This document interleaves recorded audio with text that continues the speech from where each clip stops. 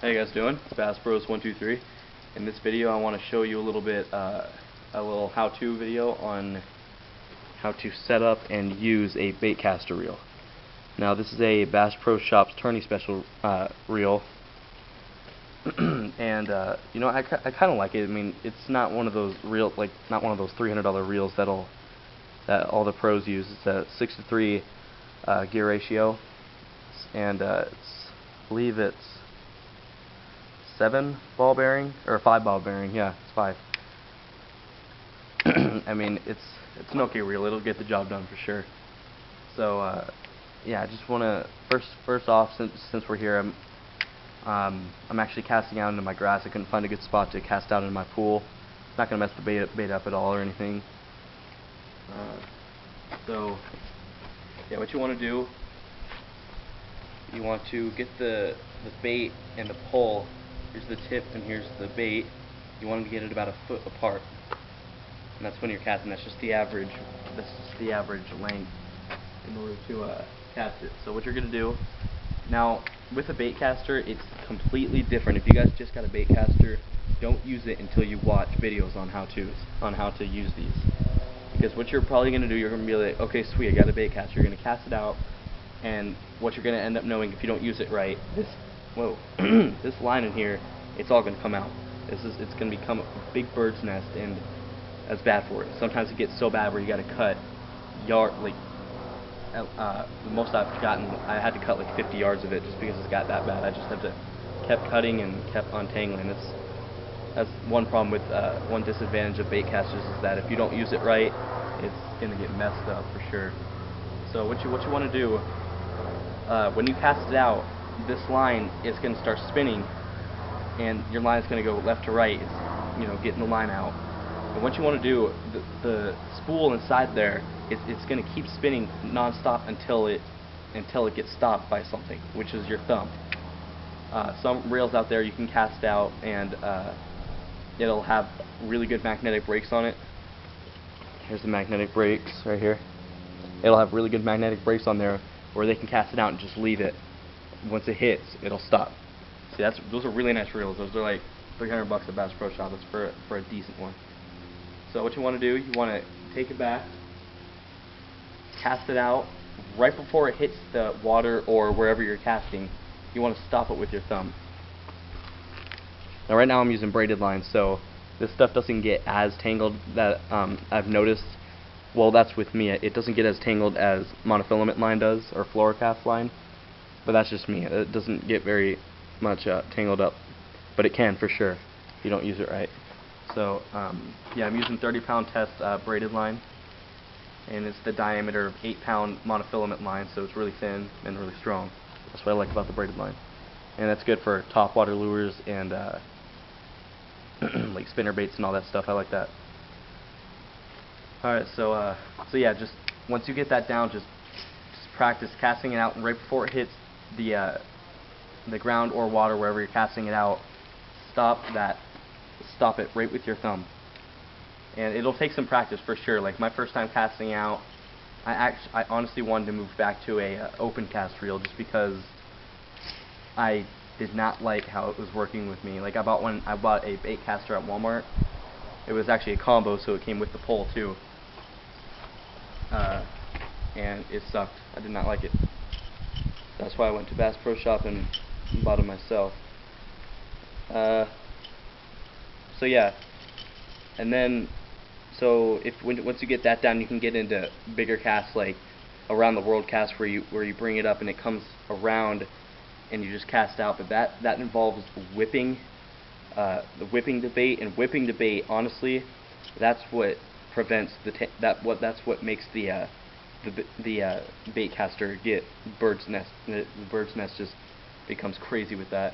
But yeah, once you get good at just casting out normal, then it's easy. So and then you'll just get so much used to it. So I might actually not get into how to set it up, but I'm just going to talk about my reel here. It's a Bass Pro Shops tourney special, 6:3 gear ratio. It's, like I said, it's decent. It's okay. Got that braided line on there. It's aluminum, so what you're going to want to do, this is an aluminum spool inside there, inside the reel. So what I'd like to do maybe like one layer of the spool be monofilament line, and then I'll attach braided line onto there, because aluminum, the line will keep sliding, and that's what can make the bird's nest, and you don't want that. So I just attached monofilament line to my braided line using a spool knot, and it's been working perfectly for me. And then, so yeah, that's that. It's a 5-ball bearing. It's not good, but it's also not bad. And then I also have a Shakespeare ugly stick. If you guys watched my other videos, maybe my other channel too, fishing reviews, a lot of you guys are subscribed to that. I know that, but Shakespeare ugly stick. That's what kind of rod I have. I don't like it that much just because it's not light at all actually. In the bait, I've caught a lot of whoa, was cracked there. I've caught a lot of bass with this bait. It's a Booyah buzz bait, and I like the sound of it. It really claps on the water. I like that. Yeah. So Booyah is for surely, and then it comes with a trailer hook. Let me show you it.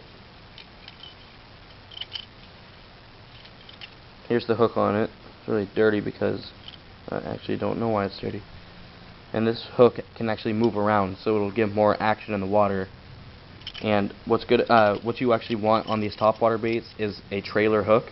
So add another treble hook or normal hook on there, a trailer hook, and that's just for short striking bass, where if they just grab the back of it and you can't hook it right, or they just don't grab it right, there's always that backup hook to hook them right. So yeah, that's my bait, my rod, my reel, and that's just how to cast out. Once I get some room in my pool, hopefully I get a tripod soon. They're pretty expensive, but just too lazy to get one. Yeah, but I'll for surely make more videos.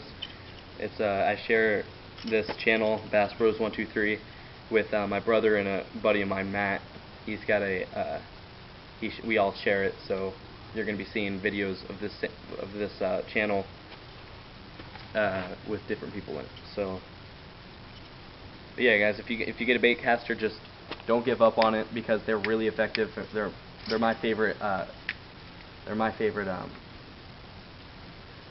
reels to use. So, and yeah, I'm gonna be out in the lake because school's ending here, so I'm gonna be out on the lake all the time. So here next week, or sometime next month, if you guys subscribe, you will get a lot of videos from me, like, on how-tos and just plain old fun fishing. So yeah, that's that. And I hope this video helped for you guys. If it didn't, I'm sorry, not my fault. I'm not some expert that you should listen to. But yeah, just key tip of this video. Look for, if you're looking for a real Bass Pro Shops brand reel, they're not bad reels. I got this one for $50, and the cheapest baitcaster over at Bass Pro Shop is $40. So I said to myself, might as well spend the extra $10 for a higher gear ratio and a higher ball bearing system. So yeah, that's that. I'm going to be getting a lot of new equipment here. My birthday's coming up 2 months from now. My parents obviously know what I want, because every day I'm out on the lake fishing. And yeah, so BassBros123, subscribe, and thanks for watching.